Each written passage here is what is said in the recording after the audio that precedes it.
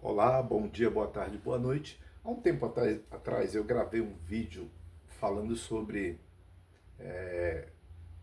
o narcopentecostalismo. Né? Foi uma matéria que saiu aí jornalística falando sobre os traficantes e sobre a relação com as igrejas evangélicas, principalmente nesses nessas comunidades, ou como a gente chamava bem antes, né?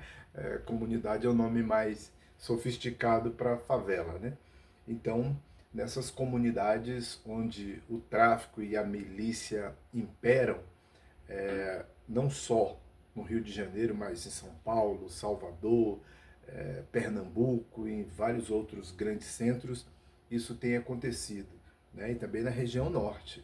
Né? E as facções se espalham e com isso também há, infelizmente, lamentavelmente, uma relação muito estreita entre grupos religiosos e esses traficantes. Eu estou com uma matéria aqui que diz o seguinte: ela está falando sobre o chefe do PCC abriu 7 igrejas evangélicas com o dinheiro do tráfico, diz MP, ou seja, o Ministério Público. O preso Valdeci Alves dos Santos, 51 anos, o colorido, apontado como integrante do alto escalão do PCC, né, é acusado de lavar 23 milhões provenientes do tráfico de drogas para abrir 7 igrejas e comprar imóveis, fazendas, rebanhos bovinos. Olha só. Segundo o Ministério Público do Rio Grande do Norte, Colorido, o irmão dele, Geraldo dos Santos Filhos, e a mulher de Geraldo abriram ao menos 7 igrejas evangélicas no território potiguar, no estado de São Paulo.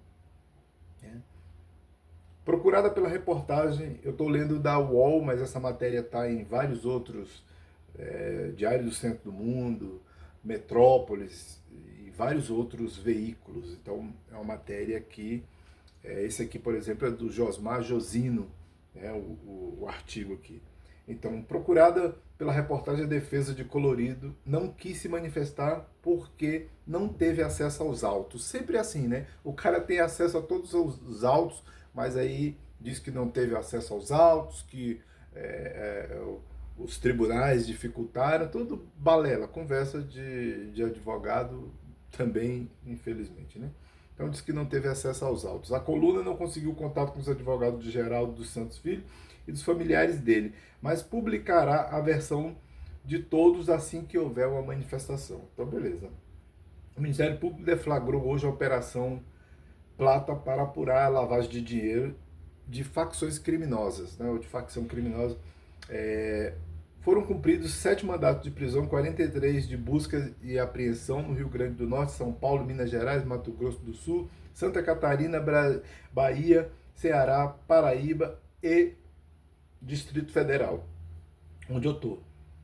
Na operação foram apreendidos armas, celulares e outros objetos. É assim, aí que a coisa pega, né? Então, assim, essas pessoas se dizem religiosas, assim como vários outros, assim, né? Aí nós temos aí, dentre essas pessoas, pessoas que estão presas, que tiveram presas por cometerem crimes e que se identificam com, é, é, vamos dizer assim, os evangélicos, os que se autoproclamam. Né? Robinho está preso aí por estupro e quando ele cometeu, fugiu para o Brasil para se safar. O Daniel Alves, estupro.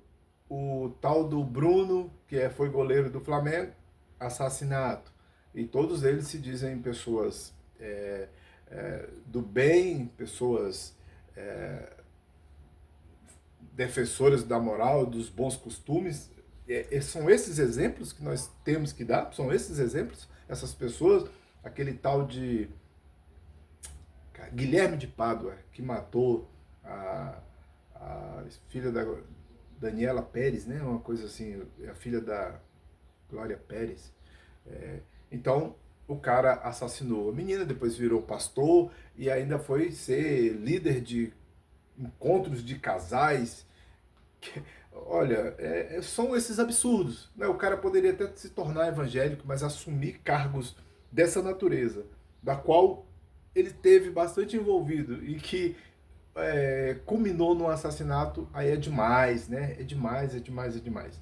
Mas então, o cara pega o dinheiro do tráfico, usa em igrejas evangélicas, lava dinheiro, por quê? As igrejas evangélicas, elas não pagam impostos, não precisa ter lastro para saber de onde vem o dinheiro, então é uma porta aberta para o tráfico, para a corrupção. E aí nós tivemos bem recentemente a igreja do Malafaia citada também numa situação em que um miliciano ia pegar dinheiro lá, alguma coisa semelhante. Tem as matérias também estão aí. Então tudo isso é muito, muito complicado. Tudo muito, muito complicado, triste, lamentável. Aqui, ó, como funcionava o esquema? Os irmãos são acusados de ocultar e dissimular os recursos provenientes do tráfico de droga por meio de laranjas, né? Aquelas pessoas que são usadas para assumir de alguma forma algumas responsabilidades, passando por eles ali, coisa que não, em tese não deveria, né? Lamentável também. Os laranjas, então, ou seja, vamos repetir de novo, porque eu parei aqui no meio da coisa, né? Os irmãos são acusados de ocultar e dissimular os recursos provenientes de tráfico de droga por meio de laranjas recrutados em várias regiões do país, né? O Ministério Público do Rio Grande do Norte informou que os bens eram comprados em nome dos irmãos, filhos, cunhados, sobrinhos de Geraldo e Colorido. Além dos dois irmãos, outros 5 mandados de prisão foram expedidos, sendo que um dos alvos era a esposa, era uma pessoa de confiança dos chefes do esquema. Ele tinha a função de tesoureiro no grupo do Rio Grande do Norte. Já os mandados de busca e apreensão foram cumpridos em 6 cidades potiguares: Natal, Jardim das Piranhas, Parnamirim, Caicó, Açu e Messias Targino. E em 7 de São Paulo, Araçatuba, Itu, Sorocaba, Tremembé, Votorantim, Araçoiaba da Serra. Outros mandatos foram cumpridos em Brasília, Fortaleza, Balneário Camboriú. Balneário Camboriú é a terra dos milionários, né? Espinosa, Serra do Ramalho na Bahia, Urandi também na Bahia. Então, essas pessoas estão utilizando as igrejas evangélicas, estão comprando igrejas evangélicas, estão dirigindo o culto. As igrejas evangélicas estão tomadas, lamentavelmente tomadas por isso. As igrejas, os líderes religiosos se deixaram corromper pelo dinheiro. Aliás, a busca desses caras é incessante por dinheiro. Você vê aí, você abrir, ligar a televisão ou YouTube, qualquer outra rede social, você vai ver esses caras pedindo dinheiro de todas as formas. Assim, lamentavelmente, é uma pedilança de dinheiro desenfreada. Então é isso que importa. Então chega o traficante lá levando dinheiro, oferecendo qualquer tipo de parceria, esses caras aceitam, porque são gananciosos, Esses caras são tão gananciosos que eles leem a Bíblia e não percebem que a Bíblia está falando deles. Está falando deles. Se nós formos falar aqui num Bhavisha Purana, ou seja, essa palavra é em sânscrito, Bhavisha Purana significa que é previsões, antigas previsões do futuro, né? Ou seja, a Bíblia estava prevendo que no futuro esses caras fariam essas coisas. Não que naquela época não fizessem, faziam e estão fazendo agora. Lamentavelmente, essas pessoas estão jogando o nome de Cristo na lama, arrastando o nome de Cristo na lama, porque eles não temem a Deus, eles não temem a Cristo, eles são realmente homens estritamente materiais. E o desejo deles é apenas de angariar mais e mais dinheiro, fazer fortuna milionária para depois ficar interferindo em outras áreas do país, né? Porque acabam se tornando fortes, e aí acabam interferindo em coisas que eles não querem. Eles querem controlar a população, querem controlar como eu ando, como você anda, como você se veste, como você se diverte. Eles querem esse controle para depois se fartarem no meio de bandidos, traficantes e outras raças aqui.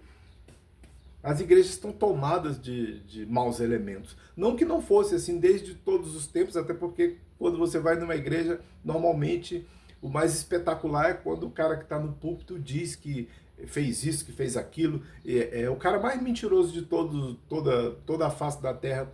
É aquele tal de tio Chico que diz que já foi um monte de coisa, seguido daquele outro cara que adotou o nome da música dos Racionais, o tal do Guina, e enganou muita gente durante muito tempo, indo nas igrejas, pedindo dinheiro, mentindo, contando histórias mirabolantes, espetaculosas, de coisas assim dignas de Hollywood e Bollywood lá na Índia, né? Então, assim, coisas assim das mais escabrosas esses caras contam no púlpito. Então, as igrejas estão realmente recheadas. Só que agora eles não estão só lá participando, dando uma pregação aqui, né?